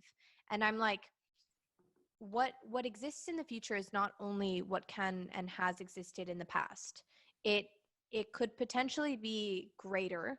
And that's kind of the whole idea with this podcast, is just what do we need to know going forward? What do we need to explore? What are the different threads that we need to pull on? And how do we need to interact with our lives so that we can actually live in a really cool future, a really cool society? And I think that that's this is why I absolutely love every single thing that you just said, because yes, there are things that we probably need to think through a little bit more in terms of piecing things together. But, and to bring it back to business and entrepreneurship, the thing I love about startups is nobody knows what they're doing. Like everybody is adapting, everybody's trying to figure it out. Everybody's like, okay, this is how I think it's going to go. I'm 90% certain that it's not going to go this way. And at this point, we're going to have to make a decision. And I think that that is the coolest thing about everything that I want to believe for the future, is just that if we can get to a place in humanity and in society where everybody is having open dialogue and talking about these things, then we can get to those points where we are moving toward an interesting future, and we stop for a minute because something's not working, and we say, let's rediscuss, let's think through this, and think through this in terms of what would actually be the best thing for us to do going forward. um, and I mean, I don't know how this would look, but maybe we could test things. Do you have any ideas on what testing could look like? Like, how do you test things? For testing like network states and stuff like that, or testing Yeah. like getting people in agreement? Because I think that, you know, what you just mentioned is like the idea in an idealistic way to get people on the same page, marching to the same drum. That's exactly the issue we're in, right? Like people aren't going to do that. Mm-hmm. The ability for that to happen is statistically impossible, right? It's the same thing with like all the atoms jumping around, like my coffee cup sitting there. Like he talks about this in the book. Like all the atoms, in order for my coffee cup to just like jump off the table, would have to simultaneously move in the same way. And the number of people there are in the world, like it's not going to happen that way. And the ability to disseminate the information to everybody and get them all on board is just not possible, right? Because you're like dealing with a very, very, very varied different levels of like knowledge and understanding and perspectives. And some people don't want that, right? Like different cultures might be completely opposed to that idea because they want to respect traditions or whatnot. So I think for testing these things, this is what I'm trying to, like, the whole point here is that there are always going to be different factions, no matter how hard you try, no matter how distributed information is. You're never going to be able to get to that level where everybody's at the same par, right? That's a utopian view that's impossible. Mm-hmm. Unless you take it to the lowest common denominator, which if you're going to do that, somebody has to be on the top lowering the denominator, right? Which is not actually the best for humanity. So the best thing for humanity is getting these groups of people who are thinking about these things, piling them in cities together or whatnot, or groups online, and having them talk about these ideas, getting more people interested in them, raising awareness about these things. Then maybe some kid in some, you know, third world country who would have never heard about these things somehow hears about these things because they became more widely accepted or talked about. And then they are like, whoa, this is crazy. And then they can jump out of that pool into the next pool, maybe drag a few people with them, right? And there's always going to be this evolution, right? If everybody's at the same level, how are we going to get to the next level, right? True. There's always going to be people at the front and people at the back. And again, which is the front, which is the back, actually is a good question. We don't actually know that, right? We talk about what do we need to know going forward. We don't know, right? I think the thing that I thought was super interesting, I mean, it's essentially the whole project that Balaji is working on, is his idea of building a booklet on like building a manual on how to build a city, how to build a civilization, because I don't think he's wrong in saying that civilization has fallen. It's likely that civilization had achieved a great deal and then fell and forgot how to get back there because they became complacent, right? You look at the evolution of, like, just in the past 100 years, not even, it could even be 50, right? Like the number of people who know how to grow a garden, crazy, right? Like how many of our peers, you could throw them out into the wilderness and they could like handle it, or, you know, they could go back to say, you know, the 1920s, right, through depressions and all that stuff like that, and deal with it. I'm not saying that that's a good measure, right? Obviously progress is a good thing, but there's always some extent of some danger from becoming too far removed from the basics. Fully agree. I think it has to do with self-sufficiency. Like, can you prop yourself up if you need to? Worst case scenario. And the more that we move away from that self-sufficiency, then we become like children. It's like, I need a parent to help me because I legitimately cannot do this on my own. So good point. Yeah, I think that's probably a leading reason why people, it seems, en masse have become more comfortable just like, giving things to the government's protection, essentially. Interesting. And we Okay. talked about it with the parents and the kids, right? The education of the kids, right? It's like a thread that's happening and slowly deteriorating. Mm-hmm. Okay, so whenever I was saying testing, I mean more of like not everybody's going to be testing, and obviously not everybody's going to be making these decisions, even in these small things, even in these small groups. But I like the idea of, so in startups, and you were talking about a startup society, and I think that's really interesting. But in startups and in business, there's a ton of testing because if you don't test and if you don't try and figure out all of these different factors, it's really difficult to say this is the correct way to do things. And also then we get into a place where we are now where it's very, very complacent because it's like, oh, this is how it is, period, instead of continuously testing. I was just fascinated and wanted to ask, do you have any ideas in terms of what testing could look like on a state level? Because a business level is entirely different than a state level. Yeah, I mean, I think in the perfect world, once a DAO is the usual like governing body, it's very easy, right? Because then you suddenly have the ability to be agile. This is something by the way, I think about this a lot on my podcast. I talk to climate tech people because they're always trying to get new policies passed and adapt things with like municipalities. And that agile mentality just does not exist in government really. It's partially because it attracts a certain type of person who isn't really like, you're not getting the top startup applicants at your government jobs, right? But I think that in the case of a DAO, right, let's just say on a small scale, like a municipality of like 100,000 people is all part of the DAO, right? Everybody's part of the DAO. So when they want to adopt a law and they want to try something, they can within moments, pass it out for a vote. And because you can, I forget the specific term, but basically you can give your vote, like you can, proxy voting. You can make sure that somebody else who has more understanding can vote for you. So, right. So say, for example, there's a prominent thinker in your city who understands one thing really well. Maybe 5,000 people, say that, yeah, I'm going to give my proxy vote to this person. I'll let her decide what to vote. And then you can get voted down really quickly because like, we're going to pass this, right? And then it's like, if anybody wants to change something, they can propose it and say, hey, by the way, this law is super outdated. We need to change it or get rid of it, right? Like you look at all the laws that we have in the US, half of them, like, or so many of them are like so old and just decrepit. It's like, we need to get rid of these things. Like Elon Musk talks about that with Mars, right? Like having sunset terms and stuff like that for law. So I think that the idea there is like, before you finish, before you go to the next thing, is the ability to give the power to the people to quickly vote and turn things around. Because if the consensus is that we should change it, then you can change it. You don't have to lobby some bureaucrat to put it in front of the committee and blah, blah, blah. You can change things very quickly, and it would attract a different type of person, I think, in those government roles.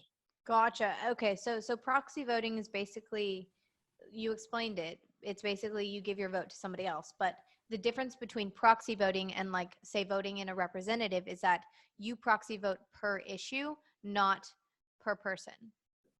Yeah, it's not like you say, yeah, I'm giving everything to this person who's going to vote for every issue. And It's like, hey, you could, yeah, but it's like say for example, there's like I think it's an example of like maybe there's like a policy regarding like environmental safety or something, right? And you're like, I'm a pleb, I know nothing about that. I'm going to give it to somebody else. And then you give it to the person who's an expert at it and you trust them to vote on that issue for you. And it's just all by the click of a button. I love that. I love that idea because then it gives more people the power to just think about the different people that they want to give power to. Like, it's not like, oh, I agree with every single thing that this person says, because almost every single time you don't agree with every single thing that the person says. The interesting thing with so many of the most recent elections is that I've heard so many times it's the lesser of two evils or whatever. And it's just like this would take care of so much of that. So that's amazing. Love that idea. I'm definitely going to deep dive more into DAOs. You said that you know quite a bit about DAOs.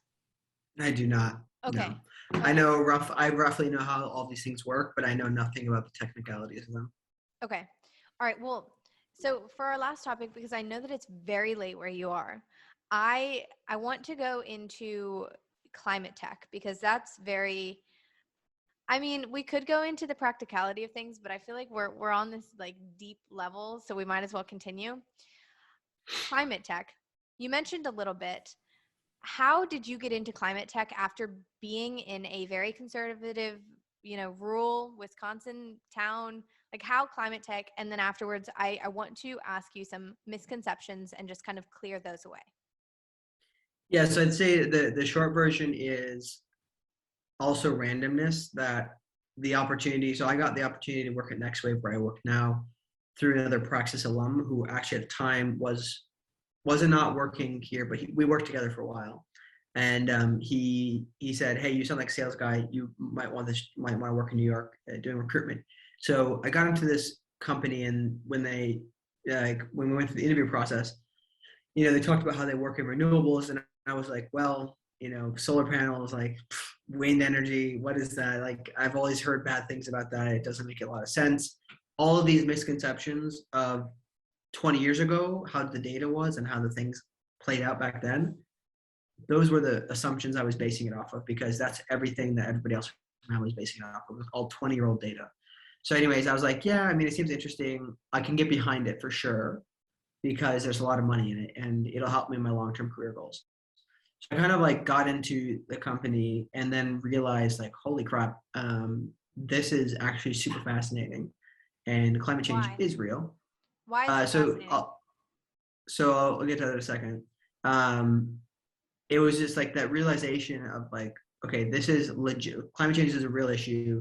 And then I think the fascinating part that came to it was so many of these technologies, they legitimately made way more sense to do from an economic standpoint, even just economic standpoint. So I was like, how can we argue to not do this, like not use these new technologies? And I'll give some examples in a second, when it makes more economic sense and it's better for the environment.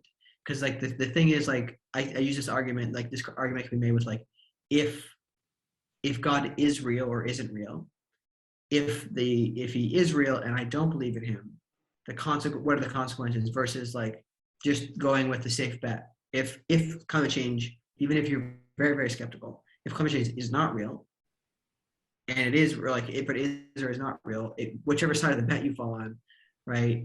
Like, what's the consequences, right? There's severe consequences if it is real. So why not work on it, especially when there's an economic benefit to it? Mm-hmm. So in terms of like some of the examples, did you want to go into that right now, or did you want? Okay. Does that answer your question? Yes, about it does. But how I got into it? Yeah, I actually want to jump into. So I'm going to give you something that I've heard about climate change, and then I kind of want you to tell me why it's wrong, or to tell me what parts of it are correct, etc. Because I think that is that's the thing. So the climate does change is the argument that I've heard from a lot of conservatives. The climate does change. The only thing that a lot of conservatives are against is taxing. Like, why add carbon tax? Why tell me that all of these things are going on? And then I think it has to do with the movement of climate change more than it does with climate change, if that makes sense. Yeah, so I think that there are a lot of people who complain about the carbon tax, and I think I'm not super well versed in exactly how this best is described, but I can tell you a great book to read that would describe it in better detail is The Case for Climate Capitalism by Tom Rand. He's a Canadian venture capitalist who talks about why it's valuable. And I think the basic principles are the carbon tax is essentially, so not only is a way to help like decentivize companies from doing things, but it's also a way to take that money that's coming from the taxes or coming from the carbon tax and then put it back to the people, right? So there can be looked at it from a positive perspective, especially people who are thinking, oh, we need to bring, we need to reduce the tax burden of the average individual, right? If a corporation is paying taxes for everything it emits, that could then be going to reduce the tax burden of the individuals, of the individual taxpayers, or it could be going to uh, say, I think one example he gives is it could be all put into a government fund that is run by venture capitalists or private equity like people, right? So the people who are in the business of taking a pile of money and making it bigger. It could be a state owned or like state kind of funded fund, but run by people from the private markets who are used to the ideas of taking money and like making the right bets, investing in companies, right? The difference there is that that money could then be invested in new technologies or research and development, possibly, right? These opportunities that would not have been possible. Like you look at, for example, the research and development into solar, right? The first 10 years or whatever, I forget the exact timing, but for the while, solar energy was very expensive. It only made sense because there was tax credits, right? And now it's to a point where it's so cheap that you can install a solar plant, like build a solar farm way cheaper than you can build a coal plant, and that the amortized value of the plant is like significantly higher, right? But 15 years ago, that definitely was not the case. But it's only the case that we did this because we subsidized it and we allowed the mass manufacturing to bring the prices down significantly. So I think in specifically with a carbon tax is that can be a vehicle for helping fund all of those things to bring it down. Okay, sure. But isn't that always the argument? Like, it's always the argument that they're going to use your money wisely. So why is this accurate now? Like the way that you made it seem earlier whenever we were talking about decentralization and all of these other things is that even a carbon tax would not be the best thing. If you had funds, for example, of companies that were up and coming that were saying, this is what we're going to do, and it was just potentially like micro investments even for people, like why wouldn't that be better than say a carbon tax?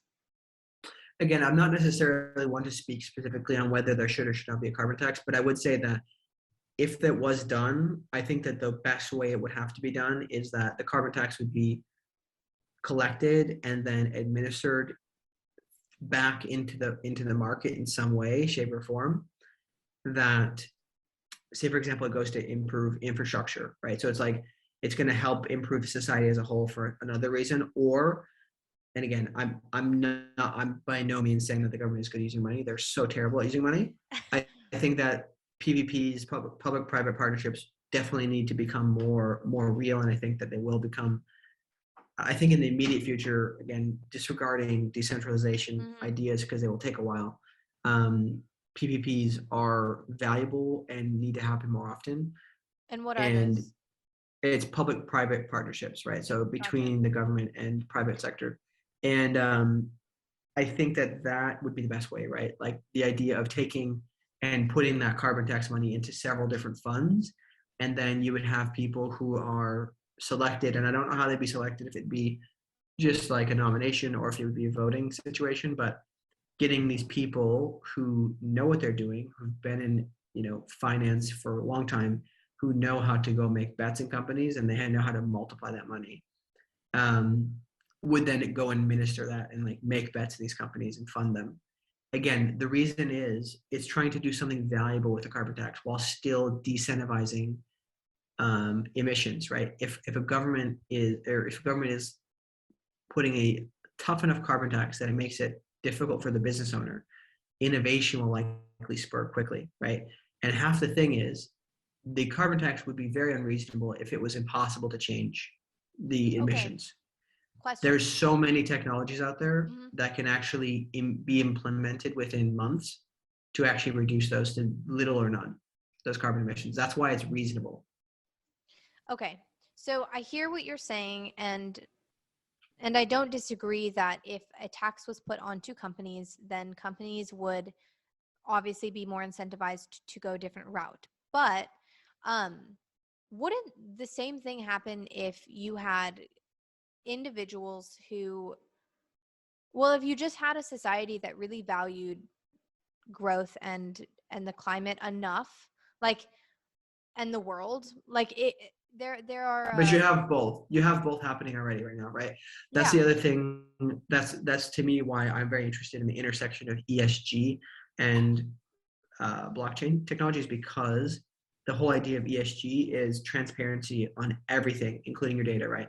And there's a massive push that's been this way a long time for like institutional investors to have to get like ESG data on the things that they're investing in. They only mainly looked at it from an environmental perspective on like, okay, if we invest in this company, like what's the risk that they're going to like pollute the earth badly and get sued and lose all their money? So they're looking at it from a risk perspective. Now it's shifting even further beyond that, where there's all kinds of companies like Sustainabase, Brightest, RIM Sustainability, Equilibrium, all these companies that track your sustainability, or sorry, your ESG targets across all three areas: environmental, social, and governance. And then you basically generate a score, and you can get B Corp status, which then allows you to either do one of two things, right? You can get more customers for the same price because people are like, hey, I want to choose that place because they more align with my values.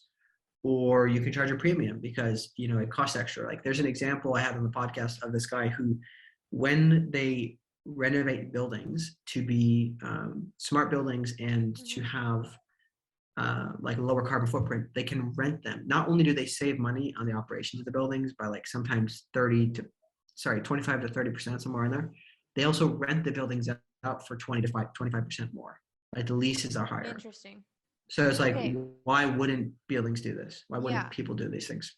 Yeah, no, that is interesting. But okay, what do you say whenever people ask about the fact that, for example, recycling, and so first off, recycling, I've heard some things about like the fact that recycling doesn't actually do almost anything. So then it just makes us feel better.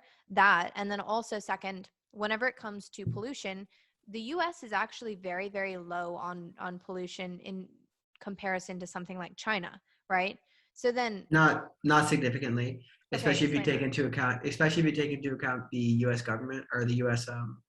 Military. It's the largest carbon emitter, largest single entity that emits carbon in the world. So Can we you are explain very that? high. Like I mean, what it's do they emit just in that carbon? the U.S. military, all Yeah. of their operations, flying jets, tanks, all that stuff, it's a massive amount. It is at least to my knowledge, it's the largest emissions issue. And what's also fascinating is the fact that government, sorry, not military officials, like at the highest ranks, some of them have been the biggest proponents for helping to fix climate change because they recognize it as one of the largest what do you say, threats to security. Because here's what the issue is: when you start to have people and countries and just like entire swaths of the population running out of water, running out of resources, like not having the basic necessities, what's going to happen? There's going to be bloodshed. There's going to be like reverting back to like, we don't have the basic necessities, we're going to go kill our neighbors in order to get their water, kind of thing, right? So like, that's why this is not even just only about like, it's not about the gradual increase of heat. It's about the crazy weather patterns. It's about food and water stability, right? And causing like keeping global tensions as low as possible with small countries that are developing nukes and stuff like that, right? We need to keep these things peaceful. And the military officials are also looking at that, right? So the US is still a significant emitter of carbon. And also the other thing is to look at, think about all of the things that will be reinvented. There is a massive economic opportunity to be the country that invents these technologies, right? If we invest in this, it's like essentially investing in lasers and the nukes back in the day, right? Whoever came up with those things first led the space race, all these things. It's not even just about the climate. It's actually about the economic opportunity and the future for the country.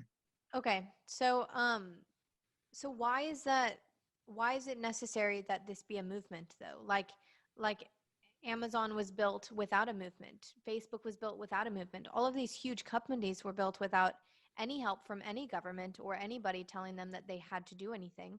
I don't think that innovation needs to be regulated to, I'm not going to let you do this anymore, so now you have to figure it out.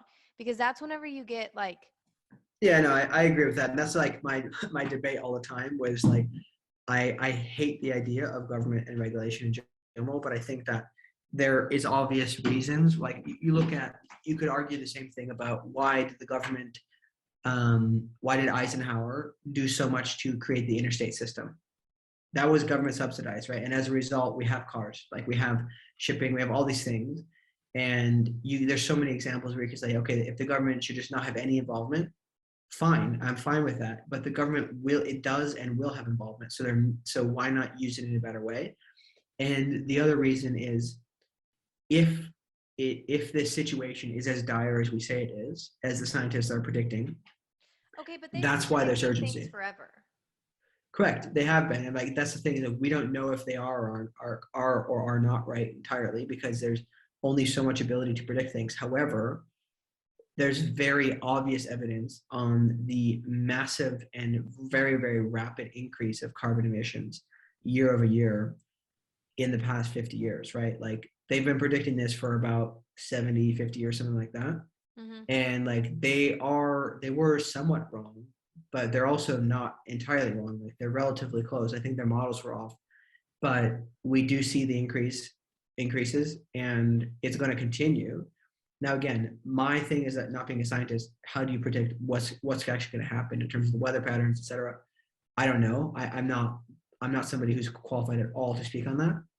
But I do say, as a country, this is not only whether or not you believe in climate change as a significantly threatening issue.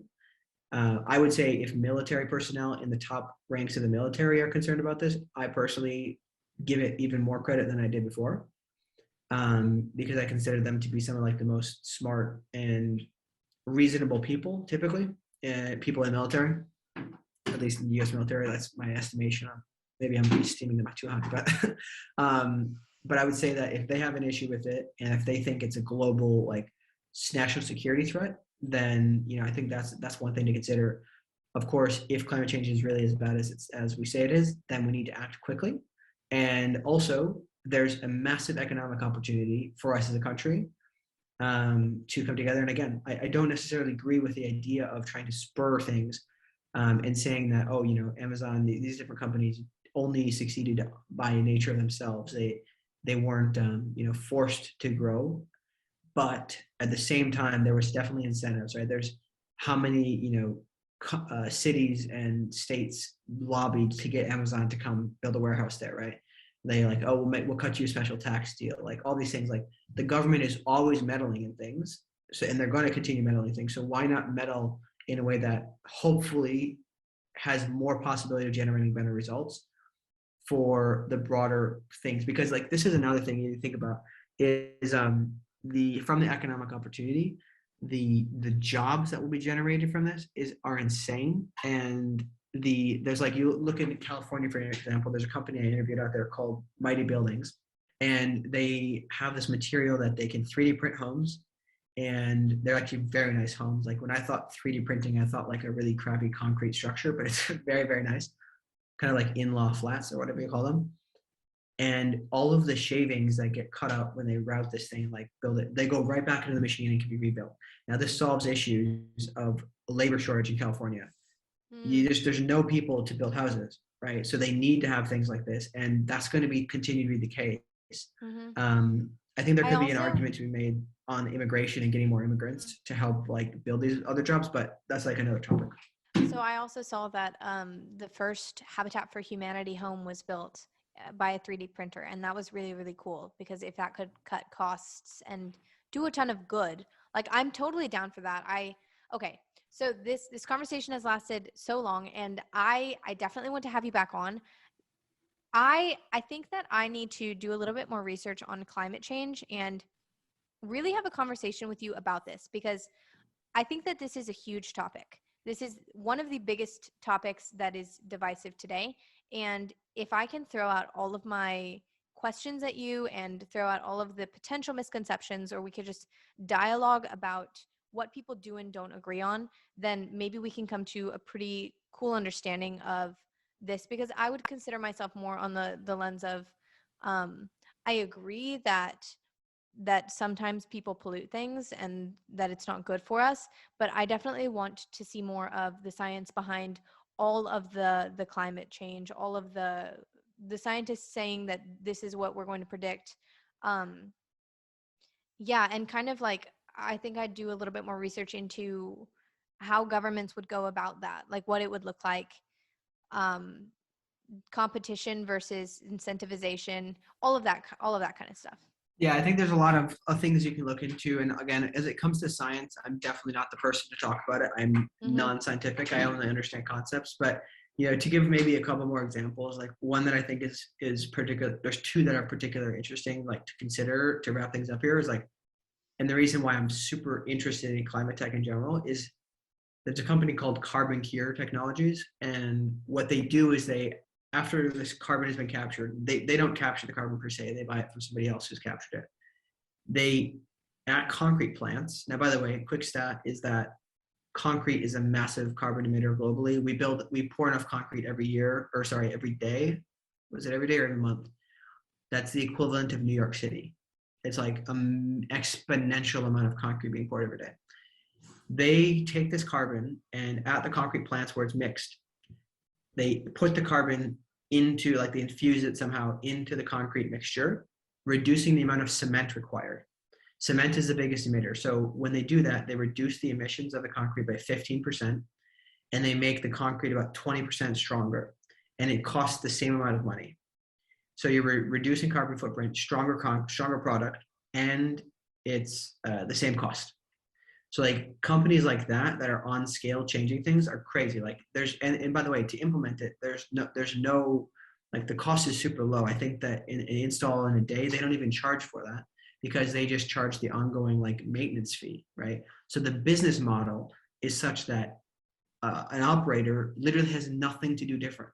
I mean, I'm sure there's maybe a couple things they have to do different, but like it's essentially nothing, right? Mm-hmm. Another example is a company called Noya. They've just proven their technology where they retrofit a cooling tower. If you're not familiar, cooling towers, like on big commercial buildings, they have these cooling lines that go in and out of the building, sometimes for machinery. So the water comes out of these lines, goes up top, it's cooled by the air, and then go back in.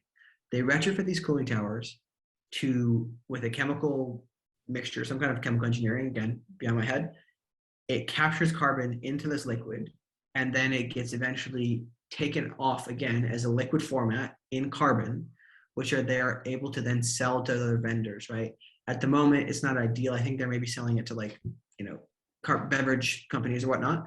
But the whole point here is that they have a funding model where this building owner pays nothing up front. They retrofit it, and the building owner, when they sell that carbon off, the building owner makes a percentage of the sale of that carbon. So the building owner basically says, yep, go ahead, and starts making an additional income. And we're capturing carbon out of the air. So it's like these types of things are no-brainers, and they're actually good for business, right? So I think that's from my perspective. Yeah, maybe there's a lot of imperfections and things that are like not perfect, but there's never going to be perfection. So let's like strive to make it as clean as possible. And plus, what's not to be good about the circular economy of taking whatever we use and like when we make it, thinking about its end use, right? Cradle to cradle rather than cradle to grave. There's a lot of things that I could go into, but those are two examples I think of like fascinating companies where it's like an absolute no-brainer why you shouldn't adopt those things. Yeah, no, we're definitely going to have another conversation. Okay, so I definitely want to talk about plastics. I definitely want to talk about, I want to understand carbon more because we throw around the idea that carbon's bad for us, but I want to really understand why. There's so many interesting things about carbon that are positive actually. Okay. I'll send you also a TED talk about this guy I also had on my podcast who talks about like the crazy use cases. There's so many great use cases for carbon. It's insane. Like, we can get into that another time. For sure. I think that's the most interesting thing for me is not climate change yet. I definitely want to explore that more, but But the idea of using what we have, like using the natural resources that we have, like you said, with the carbon, putting it into the concrete and making that stronger. Like, I think that a long time ago we thought that, okay, I'm going to throw this into this and this is going to make this and then it's going to be thrown away and that's it. A long time ago, that's all we could do. But now we have so many technologies, so many options that it doesn't have to be where we stop. And that's what I'm so interested to see, just how we can leverage what we have to build better. Exactly. No, I totally agree. And I think that you'll be fascinated by how many cool things you find. And maybe you'll become a climate tech evangelist. I don't know about that. We can see that. But all right, next, I have a very, very quick speed round for you, very rapid fire questions, just to end everything off. Okay, what do you value in life? That's not a rapid question. I value a lot of things, but I think I value autonomy and the ability to do things that I want to do and not be judged when I decide to change those things, if I change those things. I love that. These are deep questions, so like technically not rapid fire, but like rapid fire as in give your first instinct. Okay. Yeah. What is a good life? Whatever you want it to be, I suppose. For me, it's doing, I think, again, without a plateau, it's getting to a point where I'm building businesses on a consistent basis. I have autonomy over my life. I have a family. I have time to exercise, to pray, to learn, and ideally, see parts of the world, but not too much, all in moderation. I like that. Okay, who is the happiest person you know? And what makes them so happy? I think this is a bit arrogant, but I think myself. I think I'm the happiest person I know. I'm trying to think. There's other people I know that are quite happy. I legitimately can only think of myself right now, and I think this is a bit arrogant. It's also a bit late, so maybe I'm just not thinking about all the people I know. But the people that I know who are happy, like the general thread is that they're doing things that they want to do. They're following their passions. I guess that's very, very tacky, but they're doing things that they want to do, and they're doing things in moderation where they realize that there has to be virtue and discipline in their lives, right? Not everything is whatever they feel like doing. It's what they should be doing, taking responsibility and, pursuing the things that they want to pursue, not feeling like they have to do what somebody else tells them to do. I like that a lot. What lights your spirit up? I would say one really big thing is helping other people learn about themselves, learning about myself, and learning new things. Nice. And last question, if you could leave only one piece of advice for the world and everybody who is younger than you, what would you say? For everybody who's younger than me, I would say ask good questions to other people and don't be afraid to ask questions. And then, of course, ask yourself good questions. Like, ask yourself legitimate questions and don't be afraid to answer them, honestly.